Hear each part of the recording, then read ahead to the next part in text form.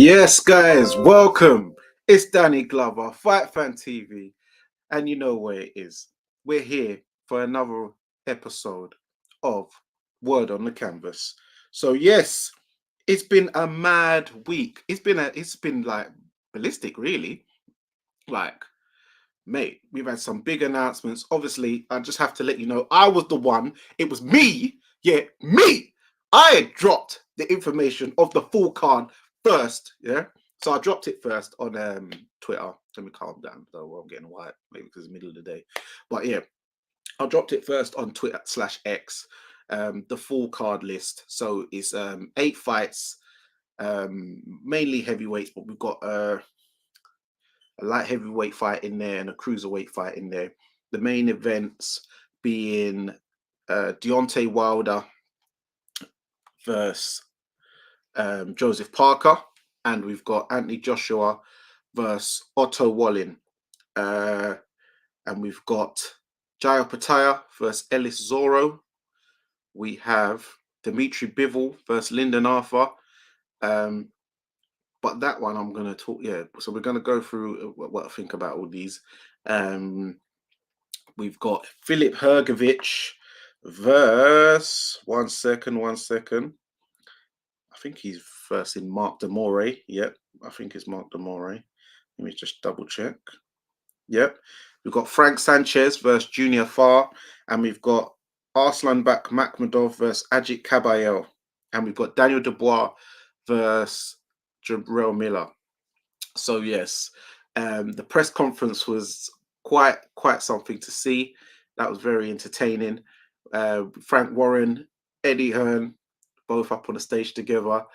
It was interesting the music they chose for Frank Warren and Eddie Hearn when they come out, especially Frank Warren. It just was not his era, you know. We, and I get up, and he was like this. he done a little jig. I was like, oh yeah, Frank Warren. But yeah, Frank Warren's back. You know what I mean? He was having a tough time for a while, but my boy Frank's back. You know what I mean, in full effect. So I'm happy for him.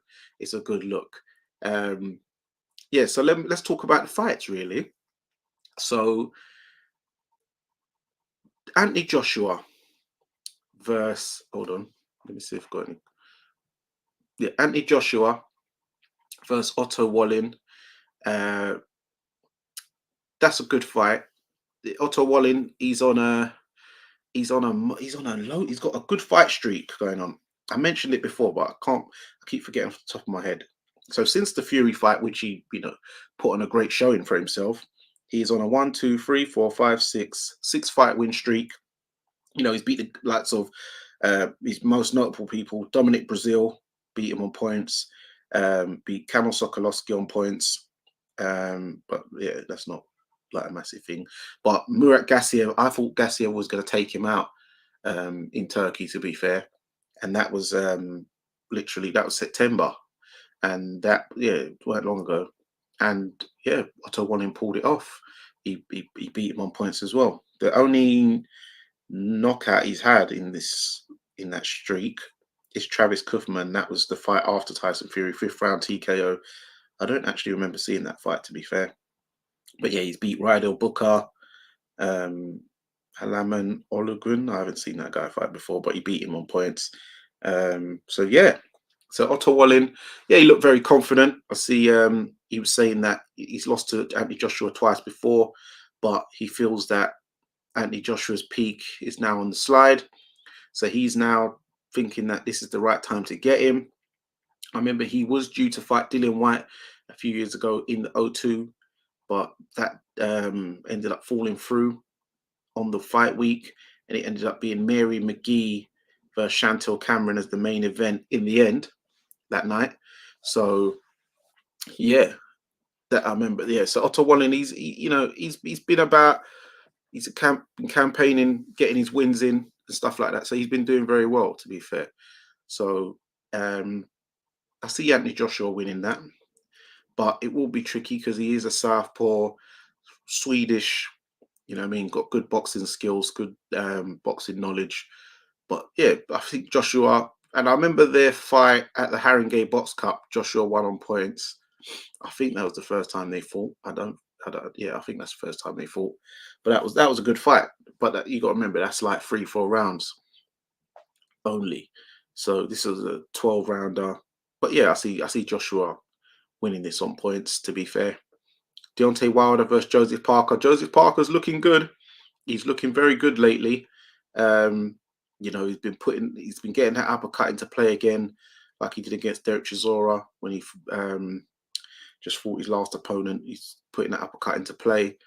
I don't think he'll be able to execute that move though on Wilder, because Wilder doesn't engage like that. Wilder's a man who likes to lay back and kind of reel you in, and then when he drops the right hand, what I mean, it's a lot of problems that come with it. So yeah, that is an intriguing fight because Parker, when he is on weight, because when he started to bulk up a lot too much um, in a few of the fights, he's looked a bit slower and not quite himself, to be fair. But when he's on weight, when he's fighting at this proper sort of weight, fast combination puncher, do you know what I mean? Puts them together very well. Good, good boxing IQ. Do you know what I mean? And good, yeah, good feet and stuff like that. In and out. Got that kind of. He's got that. He's got that Jaya Pataya style. Well, I'll say Jaya Pataya's got shades of Parker in him because Parker's the original. Do you know what I mean? So yeah, but hopefully Wilder gets through it. I'll be picking Wilder. Um, but Joseph, he can do it. Two former world champions as well. So this could, people will say that Wilder beating Parker would probably be his best win on paper. Is that, I don't know. Let us know. Let us know in the comment section what you think. Um, what else? Who else is there? So Ellis Zorro versus Jaya Pataya. My Lucian guy. Blue Bar went Forest Boys as well. So went my school. Obviously, quite a lot younger than me though. Yeah, all I can say, great opportunity. And I wish him all the best. This is obviously, he knows he's up against it. He knows he's not the favorite in the fight. I think it don't mean you're hating or you're bad mouthing or slagging. Zorro's a good fighter. He's beat the likes of Hosea Burton. Do you know what I mean? He won the boxer tournament, beat Ricky Summers, sort of WBO European champion. So he's on the come up. He's doing what he needs to do. He just hasn't had the opportunity to fight for, say, the British title and Commonwealth title. I say he's about that level. He should be. He could win that. You put him in with Mikel Lawal, Isaac Chamberlain. You know what I mean? 50-50 fights, really. So, but he's got an opportunity to go for a world title. He ain't gonna turn it down. And I'm not a man who's pocket watching anybody, but I can only imagine what the type of money he's been offered as well. So this is probably more than most people get for a world title fight on a voluntary defense as well. At that, let's keep it real. Do you know what I mean? Let's keep it a buck today, please. So yeah, why not? Why not go for it? What's the worst that could happen? You get beat. Okay, then what everyone say? Okay, you weren't that level. You shouldn't have been in with it. The man in the division. Okay, all right, and you go back down to your level, British Commonwealth, and go through that campaign again, and you just start going through it. You know what I mean? I love what he's doing for his daughter. So yeah, this is a type of opportunities you got to take, mate. And yeah, seems similar sort of stature. So yeah, I'm all for it. So best of luck, Zorro. But yeah, yeah, best of luck and do what you got to do. Jaya Patai is going to be the favorite.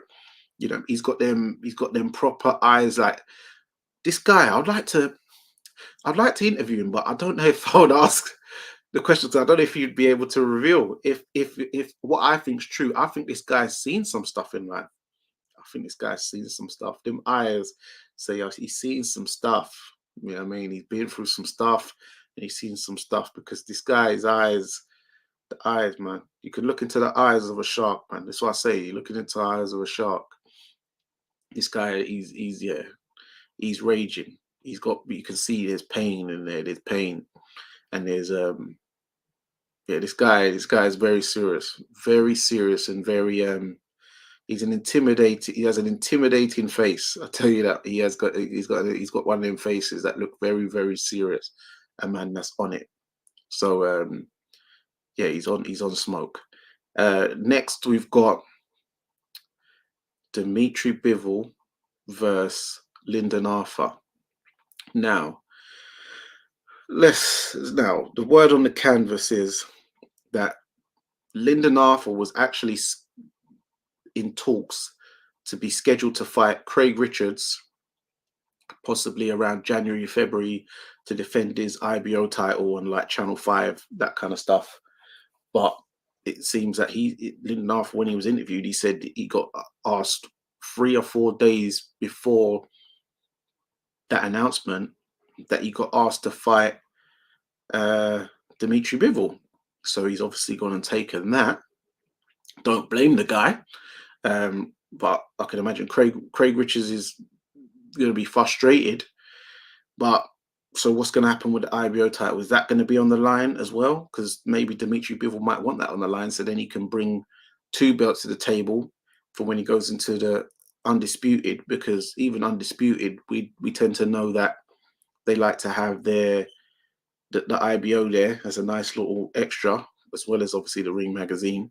So that, that's part of the collection. It's part of the buff out. The buff out pose. You need the buff out. So yeah, they like all that. So will that be on the line or will that be vacated? I don't know. So that's to be seen. But one thing that does concern me is that he was limping.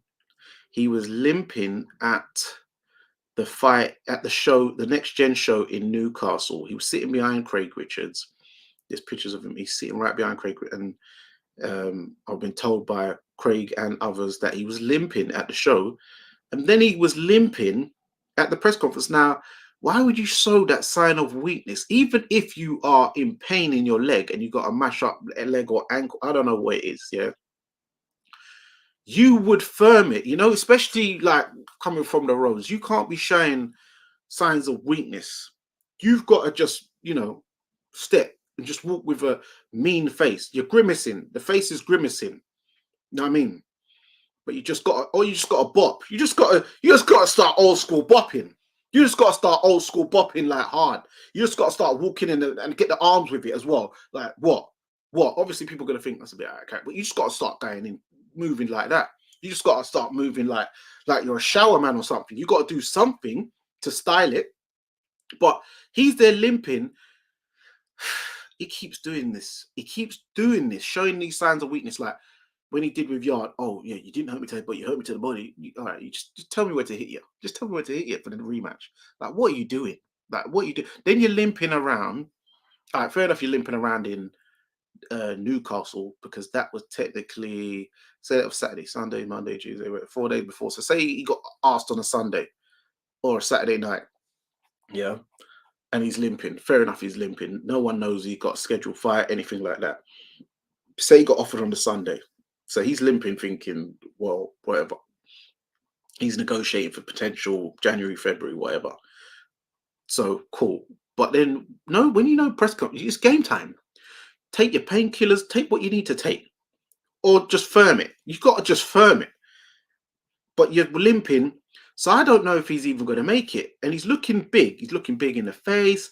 So how's he even going to be, is he going to be able to do his runs, his skipping? How's your sparring going to go? You've got a bad leg. His thing, he relies on, decent movement. And obviously he's got a very great jab. Probably the best jab in the division, to be fair, in the world. I'd say, yeah, best jab in the division. But other attributes, no. But yeah. So what's going to happen there? So I don't know. Is he even going to make weight? Is he going to even make it to the fight? Like going into it with an injury, limping around, when you're going to get serious? You've only got 5 weeks. So I want to know, is there anybody on standby for some of these fights? Because I tell you what, Craig Richards will take that in a heartbeat. So I don't know if he's been offered. Yo, bless up, Ghetto Genius. I don't know if he's been offered, but I'd say I noticed that what's his name, Anthony Yard. He was out in Colorado, and I think he's in somewhere else in America as well. But he's doing some training. So I don't know if he's on standby, through Frank Warren, etc. Because I know the only champion he ain't fought now, because he's fought, obviously fought Kovalev, fought Beterbiev. The only one left now is a Bivol fight for him.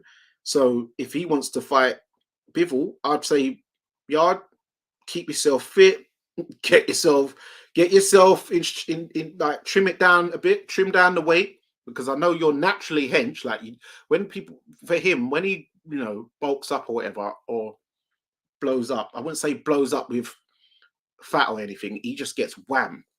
Like, you see him, he just wham. So start trimming down. I see he's out in Colorado. I don't know if he's got the word that he might be, a sub or whatever, but just keep yourself ready. And any other light heavyweights in the world, Craig Richards, Anthony Yard, or whoever, or you two, keep yourselves in shape, because the call might be coming that you might need to replace Lyndon Arthur, because that brother's limping around something fierce and it ain't looking good for him. Do you know what I mean? It's just not a good look, really. And the thing is, so I'd expect him to get stopped if he does make it there. So I'd expect Dimitri Bivol to stop him, but maybe they want to do that as a showcase, get a stoppage, because he hasn't had a stoppage since Broadhurst, or whatever his name is. Broadhurst. What's this guy's name again? So I remember there's a 1-round blowout on DAZN. What was his name again? What was his name? That's it, Trent Broadhurst. Back in 2017. No, sorry. The last one was in 2018 against Sullivan Barrera, but that was in the 12th round. That was like, the bell even nearly went by then. I remember that, actually. Yeah, I was like, that was literal fatigue. But I'm talking about a proper bang out. Like, that was the Trent Broadhurst brother. So they probably need him to get, because he hasn't had a stoppage in what, we're pushing 6 years, brother.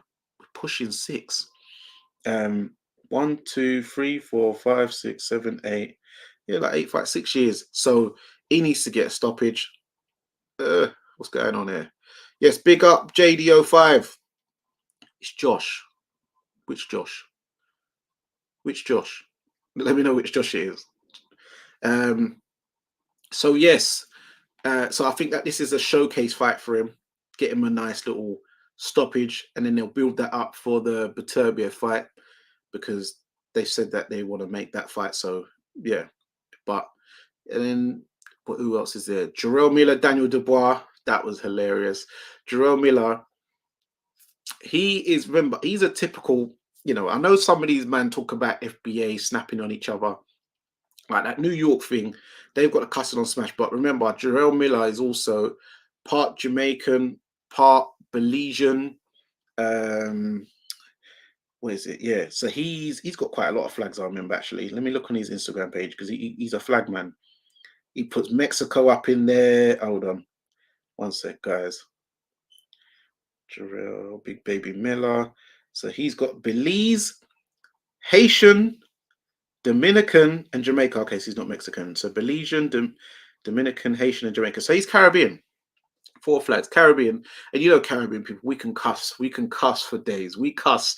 We've been cussing from the estates, from the playground, from the sandpit. So Jarrell's got Matt for days. Hold on, Josh, the legendary caller from. Oh, okay. Yeah. Hold on. Let me put some invite. Let me put an invite. 1 second. So in case some of you guys want to come up in here. 1 sec. 1 sec.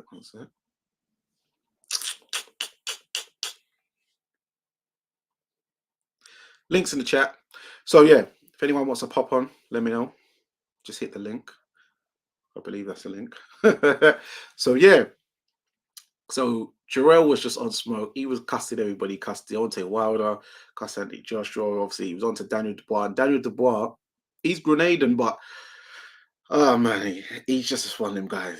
I don't think he got into many confrontations in school like that. He can't cuss for, like, Jarrell. Even Frank's like, come on, say something. You got to stop him. You can't let him do it. It's like, he's like, oi. I was like, what? Like, it was totally off the. He didn't know what to do. He was like, yeah. I was like, oh damn. And he come in the bloody James Bond suit, three-piece up. Everyone's coming in cash, tracksuits, t-shirts, hoodies. Obviously, Wilder's coming in his thing.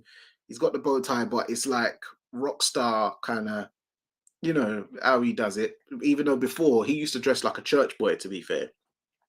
He used to dress in like the church clothes, the church suit and the church clothes, Deontay. And then he started trying to go onto this, you know, trying to kind of gangster type thing. Obviously, he was trying to appease the the Dr. Umar Johnson and the Tariq Nasheed crowd and them man there.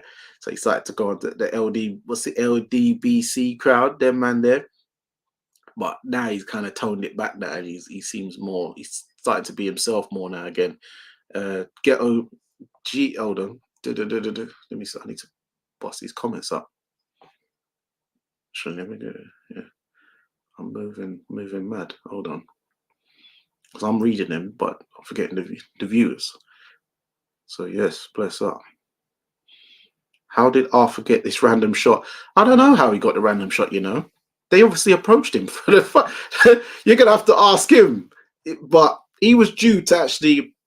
There was talks for him. He was meant to be fighting Craig Richards in January, February. Then all of a sudden he's got this offer, and hey, he's probably going to get a couple mil.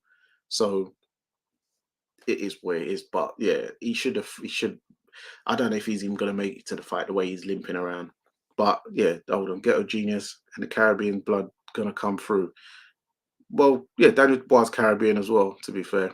Grenada. But yeah, I think Jerome Miller's going to be too big, too shocked. But because remember, Jerome Miller, I remember him coming in weights like 315, 3. What's the heaviest weight he's actually come in before? Because he's come in some mad weights, you know, to be fair. I know he's coming at 300 pounds, but I've seen him come in like 315, 3. Yeah, look, his last one, versus Lucas Brown, 333 pounds. My good grief. Look, against the fight before, 328. The fight before, 341 against Ariel, but 341. Oh my lord. Bogdan Dinu, 315.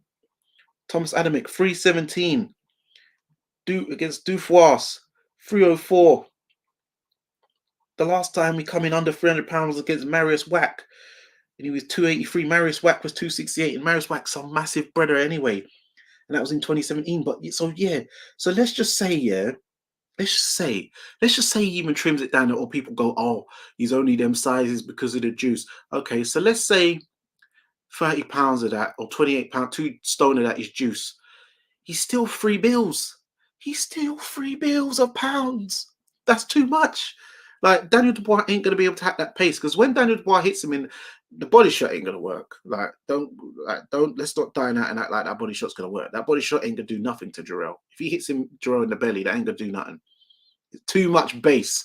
Too much bass. They ain't going to do jack. So, that ain't going to work. All right, he hits him in the head. He's got a head like a French Mastiff. I don't think that's going to really work. So he's just going to get grinded down, I believe, unfortunately, by Jarrell. Yeah, as you said, yeah. That's what I'm saying. So let's say he even loses 40 pounds. He's still 3 bills plus. Still 3 bills. That's a lot. That's a lot of bread, bro. How are you gonna? If that bread leans on you, what are you gonna do? Don't even bother trying to fight off the clinch. Don't even bother. But as I said, his last fight was like 341, something like that. 341 against 333. But his heaviest was 341 versus Ariel Esteban Brocamante. And that Brocamante was 305 himself. Oh my God, 305. That's 646 pounds in the ring. That is a mad thing. That is a mad thing. But yeah, mad. And speed ain't bad either. Yeah, and work rate, good work rate. Yeah, he probably ain't gonna have has higher work rate.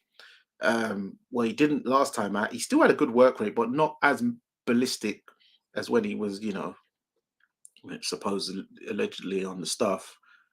How highly do you rate Dubois' power? He's got good power, but I don't think the body shot's going to work on Jarrell, and I don't think it's going to hurt him to the head. It might hurt him like ow, but it ain't going to drop him. So I just don't think he's going to have enough power. Same way he didn't have enough power against Joe Joyce. So he's ultimately, I feel he's just going to get stopped, to be fair. And I think Lyndon Arthur will get stopped. I think Anthony Joshua will win on points. I think Deontay Wilder, I'm not sure about that fight. Because Parker's been looking good and been very active, whereas Wilder's only had one round in like 2.5 years. So that's not good. But on paper, and they're both former world champions. So on paper, Wilder should win. And if he does win, that will be noted as his best win on paper, a former world champion, and a man in Joseph Parker who has a decision win over Andy Ruiz as well. So yeah, Parker's got some good names on his resume. He's got Andy Ruiz. He's got Derek Chisora. He's got Hughie Fury. He's got Carlos Takam. He's got who else is Joseph Parker's been in quite a few people, you know. Let me see, Joseph Parker. Yeah, I don't care about Simon King. Junior Farr, when Junior Farr was unbeaten.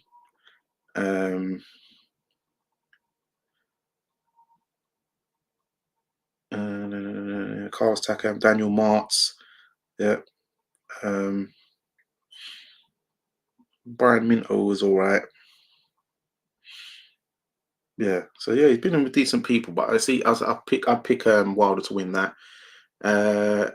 Jared Patai, I've got him to win versus Ellis Zorro, but I am rooting for Ellis Zorro, being, you know, from the ends and that. What's the next question? You think Wilder's going to lose early rounds? Probably. Do you think AJ will go through the gears against Wallin? He seems to be on smoke and acts different in the ring. He was only on smoke, I believe, because Jarrell Miller amped him up, because everyone was being nice, doing their pleasantries, you know, thanking His Excellency. That's to do thank Al Heyman talk, by the way. I think that might be part of the scripture.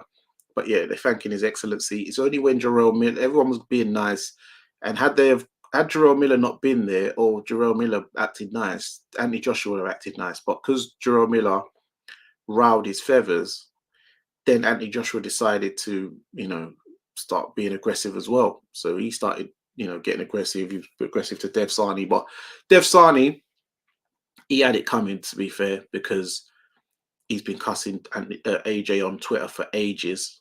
So that's why he was laughing. He knew where it was coming from. He knew it weren't a random surprise to him. So yeah, he knew why AJ was like that. And obviously Dev Sani being up there is on the top table head, you know, host.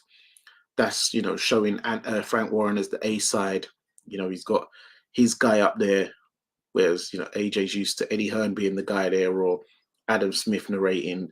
But obviously they got Dev, who's, you know, TNT Queensbury. So that would have wound up AJ. So, and from what I'm hearing, it seems like Deontay Wilder is going to be the main event. It seems like he's going to be the main event versus Joseph Parker, but I guess because both maybe are former world champions, maybe that's why.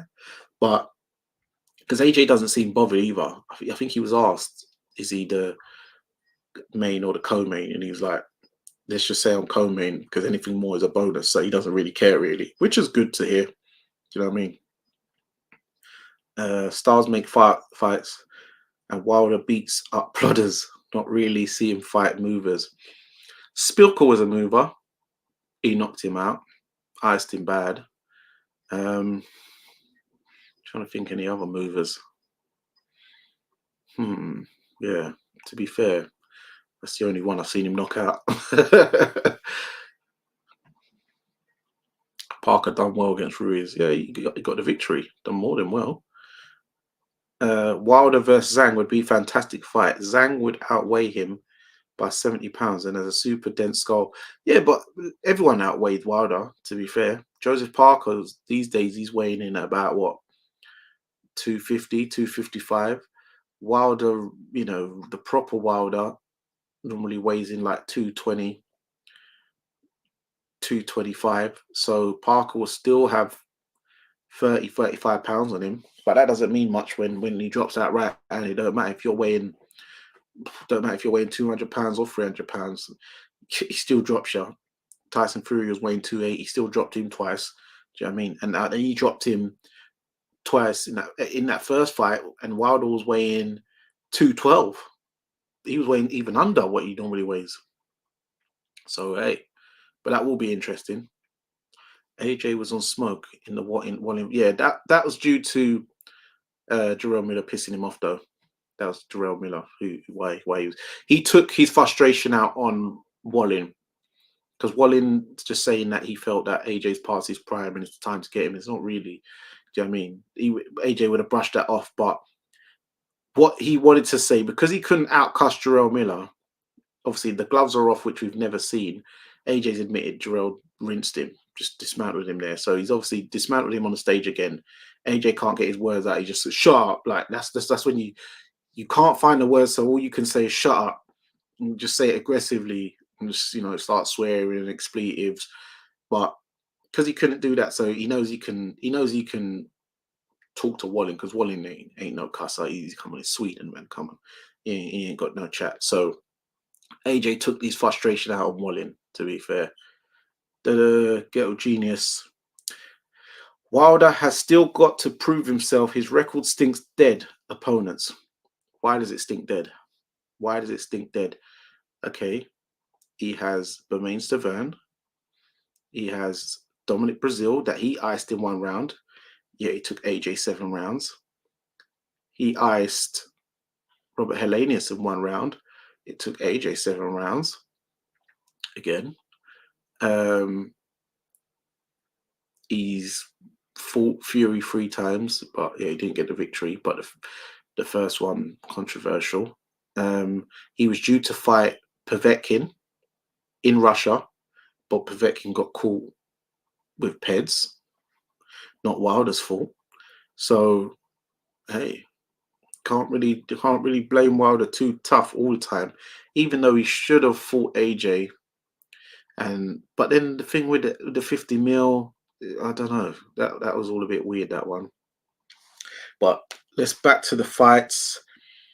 Arslan Makhmudov versus Ajit Caballero. That's going to be interesting, because normally Makhmudov has just stationary targets where he just throws a big looping right hook or a left hook, and they just wobble and they go over. Whereas Caballero is unbeaten himself, and he can move and he can box. So let's see if Makhmudov can pin him down. That'll be interesting. So I'm looking forward to that one.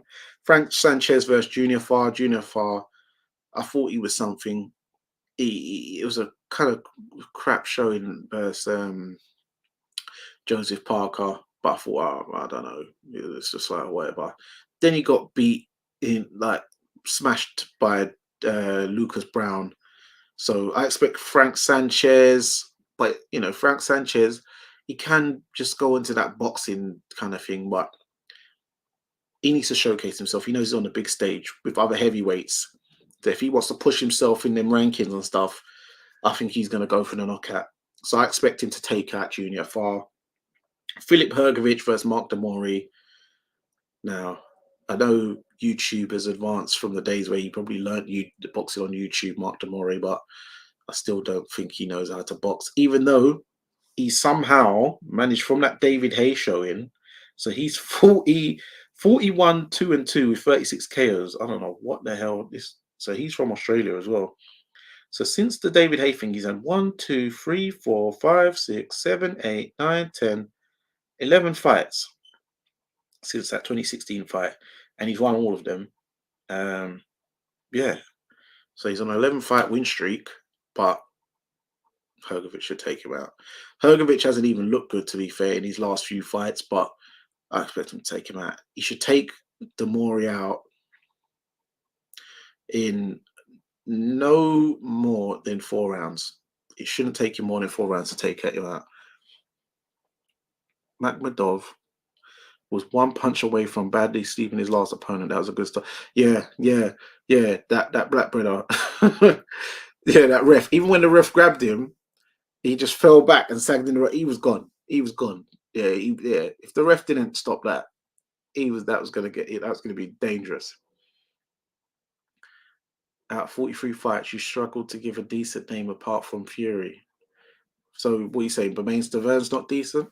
You saying Arthur Spilker's not decent? You saying Dominic Brazil's not decent? Robert Helenius is not decent? You know, do you watch boxing hardcore or are you just a casual fan?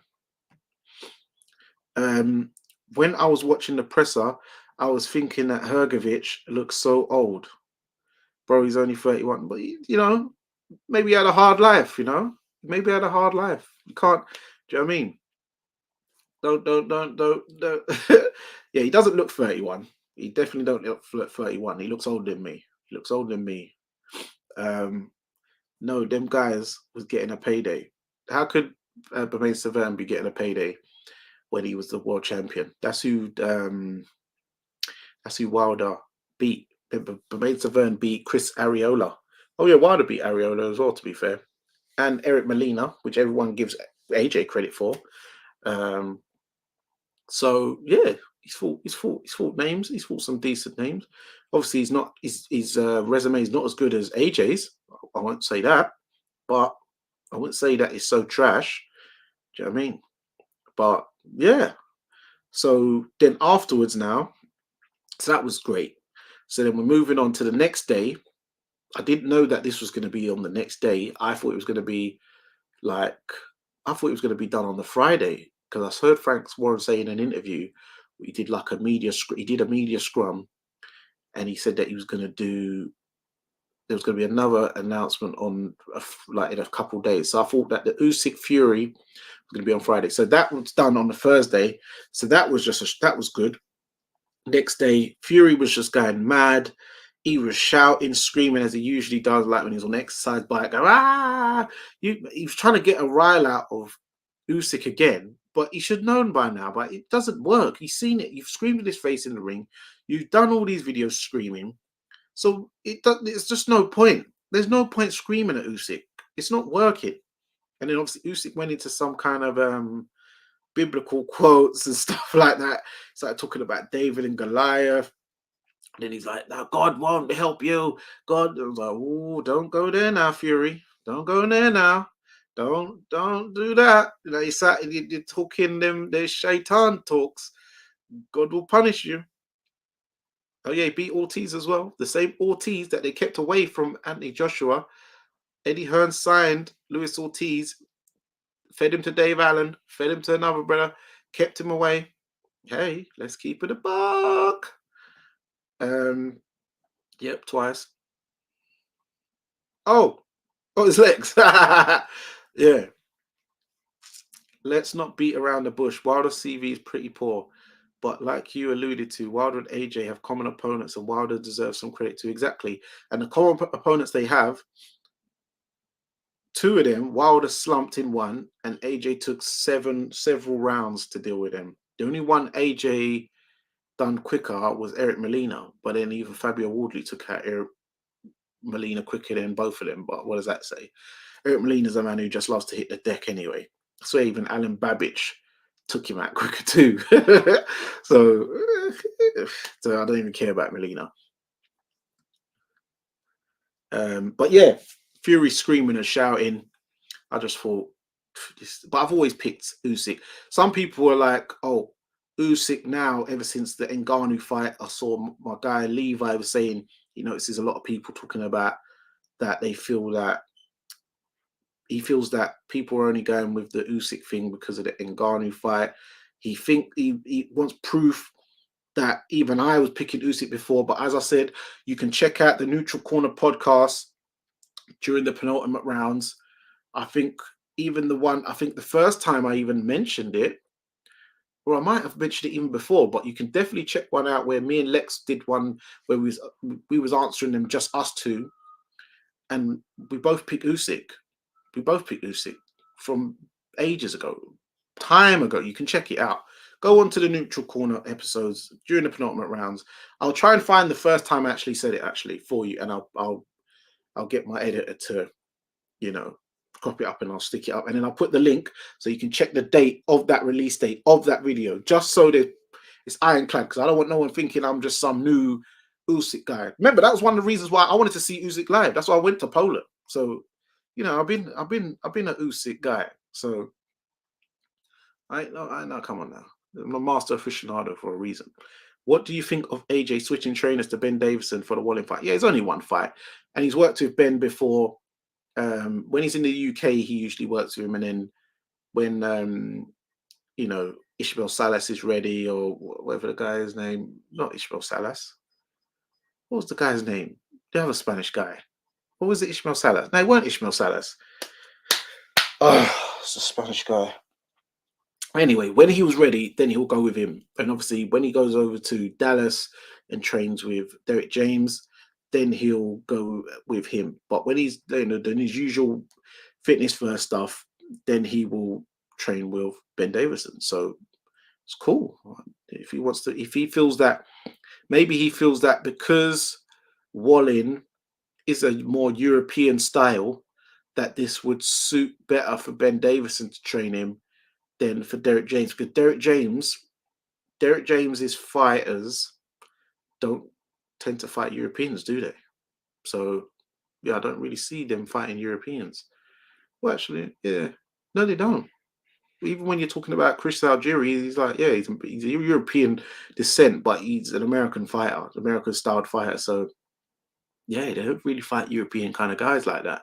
So he probably feels Ben Davison's probably more suited. So yeah, it's one fight. Otto Wallin, you know what I mean? I don't think that's a problem.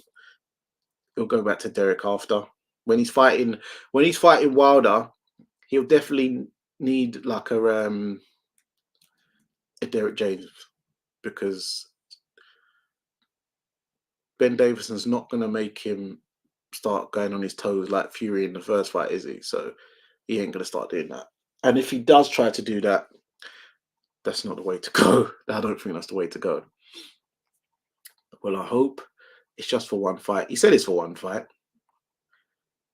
Wouldn't be surprised if he switches into long term. Why? He had a good showing with Derek James the past two fights, I believe. But yeah, so then we had Shakur Stevenson on Thursday night. Something to do with college football or basketball. Why they did that? Something to advertise him, or basically to that crowd. And he was fighting Edwin De Los Santos for the WBC lightweight title, 135, the one of the belts which Devin Haney has now vacated because he's going up to fight Regis Prograis. Not a good showing. I saw the fight. The crowd was booing. The punch stats was very low. He only threw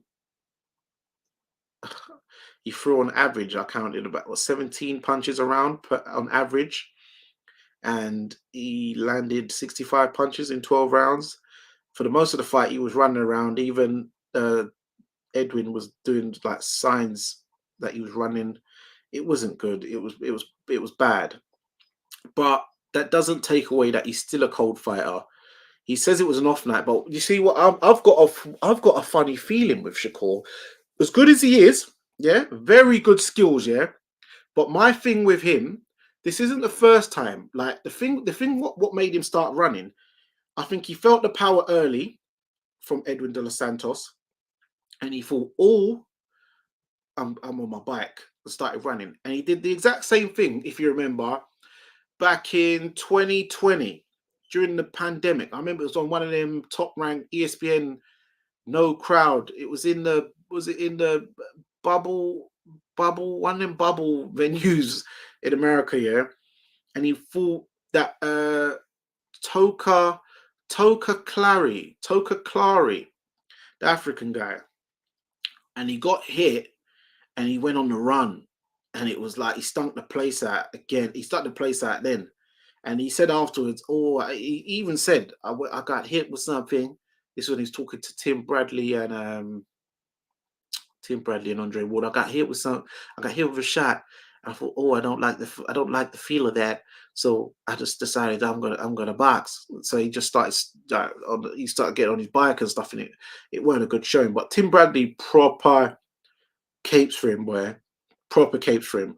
But yeah, then he done that this time. He obviously felt one of them body shots or head shots, but I know a body shot definitely hurt him, and he just went running. I was like, so I'm not sure if he fights someone like Tank and Tank licks him, like, I don't know. I don't know, man. I don't know. Because when he feels power, he starts going on the run. So that's twice he's done that now. So is he a man who's a bit shook of power? Do you know what I mean? So, if Ryan Garcia hits him, Tank hits him, is he gonna start? Yeah, because them man will cut him down. Especially Tank, he will find him. Do you know what I mean? So someone like Devin be a good fight though. Devin ain't a banger like that. And they've had some good spars. I've seen the videos of their spars. They've had some good spars. Uh, let's say AJ has a very good performance against Wallin and finishes him. Maybe he'll stick with Wallin. Stick with Wallin. You mean Ben Davison? Some people are writing off Shakur because of the fight on Thursday night. I wouldn't write off Shakur against Tank or Handhaney, no way. But it's a cause for concern, I think. Yeah, well, I can't write him off. He's a freeweight world champion, skills for days. But I just think he's very shook of power from what I've seen twice now. Got hit by Clary, who was a bit of a banger. He went on the run. Then he got hit by Edwin De Los Santos. He went on the run again. Like, you seem shook of power, man. So, because all that, it was an off day. I don't think it was an off day. I think you chose to fight like that when you got hit with power. It wasn't because you couldn't get going or you decided to dust. That's what you did. And it's because you felt the power. You decided to start dusting. So that's not good. That's concerning. Because when Tank licks you, when Tank hits you, you're gonna, yeah, are you gonna dust? But Tank knows how to cut off sides. He will catch up with you in the end. Ryan Garcia's got power too, but he's a bit one-dimensional. So Shakur, I'd expect Shakur to beat him. Teofimo Lopez, this is if Shakur goes up to 140. I expect him to eventually get to 147. But yeah, someone like Tank. Sorry, I mean, I feel like AJ might stick with Ben Davison. Yeah. I kind of got what you meant, Josh. But yeah, I think the link's in the chat. If anyone wants to come in, let me know. And today, also, we've got the fight I'm looking forward to most this weekend. Today, sorry, is what's his name? My guy, one of my favorite UK fighters, Nick Ball versus Isaac Dogbo. I'm looking forward to that. I'm rooting for my guy Tyler Denny. He's fighting Signaji for the European title, middleweight title. You've got Denzel Bentley defending his British Commonwealth versus Nathan Heaney. I expect Denzel to knock him out. Like the ticket seller jig is going to be up tonight. We've got Adam Azim fighting for the European title versus French guy. I haven't seen the French guy fight before, but he looked quite big. He was, drinking a lot of drinks after the weigh-in, so he might, it's obviously been a tough cut for him. Adam Azim seems very confident, but if he wins this European title, who's what weight is he again? Ain't he super feather or something? Adam Azim, because people are saying, oh, why didn't he fight the current British champion? But it depends. Hold on. Yeah, he's fighting Frank Petitjan, yeah. So Britain, he's number 3 right now. So the current, Dalton Smith. Okay, so Dalton Smith is the current British champion. I know that. I swear he is. I swear he's the current British champion. One second, double check. I swear it's Dalton Smith. Yeah, he's British and Commonwealth champ. So yeah, he could fight Dalton Smith. But that would be a good fight. That would be a proper fight. Big up my brethren, Leon Williams in the building. then maybe he's trying to do the whole Prince Nassim route, where Prince Nassim fought for the European title in his, I think it was his 12th fight, and against Vincenzo Belcastro, and he won that on points. But I don't know. I don't remember at that time why he didn't fight for the British, because I'm sure he could have beaten the British champion at that time. I don't know if anybody knows in the chat or anybody in the comment section afterwards. I know my guys like Ben Davison, Ben Doughty, Spencer Fearon, and them man there, some of the old school man them, even Tony Cox would know who was the current British champion at that time at super bantamweight when Prince Nassim Hamed won the European title. That was back in the 90s. Yeah, I ain't a hardcore fan, so I can't comment on a lot of these British level sort of fights. Okay. Yeah. So what else we got? What else we got? So we've got the Frank Warren card up in Manchester. That looks like a very good card. We've got Harry Scarf. He's challenging Ekal Esiman for the British title. I'm actually picking Harry Scarf to beat Ekal Esiman on points. Do you know why? Because Harry Scarf is a very good boxer. I remember he actually fought my cousin Craig Richards in the amateurs up at, was it 81 kilos? And Craig beat him. But yeah, he's come down to welterweight. So he's big for the weight, well, tall for the weight. And he's got good boxing skills. And Ekal Esiman, for as solid as he is, I'm surprised he hasn't vacated that title by now, because he's won the belt outright ages ago. And Chris Congo had the blueprint to beat him. He won like the first 4 rounds in that fight, but then he kind of just faded, and he got rocked a few times, and then it just slipped away from him. Whereas Harry Scarf, I believe, will be able to keep up that early lead and outbox him to a comprehensive points victory. So I've picked Harry Scarf to do the upset and beat Ekal Esiman tonight. So remember what I said. I picked it. JD05. I bet Kieran Smith still has flashbacks of his awful performance against Bentley. That was an awful performance. He just got iced. He just got iced. It's just how it goes, mate. Oh yeah, Richard Riakporhe is fighting that Breeden. I expect Richard Riakporhe to take him out. I know the guy went points with Isaac at York Hall. That was on the Fraser Clark versus Marius Wack card. But I expect Richard Riakporhe to take him out tonight. Dylan Breeden. Yeah. I expect Richard to take him out.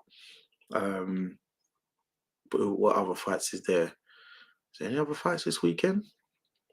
I don't know. But yeah, that's all for Word on the Canvas. I'm gonna give you guys a minute if anyone wants to come in and have a quick chat. Otherwise, we will wrap this up. What's with Dale Riley's ceiling? I'm a big fan of his. I don't know, but he's obviously gunning down the British champion in Isaac Chamberlain. So he's the English champ. The next step is the British title. So British and Commonwealth for now. I don't know his ceiling. The current European heavyweight champion is who right now? So who's the current European heavyweight champ? I don't even know. I don't even know. So yeah, let's just say British for now. So yeah, I look forward to seeing that. But yes, that's it, guys. I hope you enjoyed. Let us know your thoughts inside the comment section. And that is it from Fight Fan TV Live. It's Danny Glover. You know where it is. And remember, persistence beats resistance. You know where it is.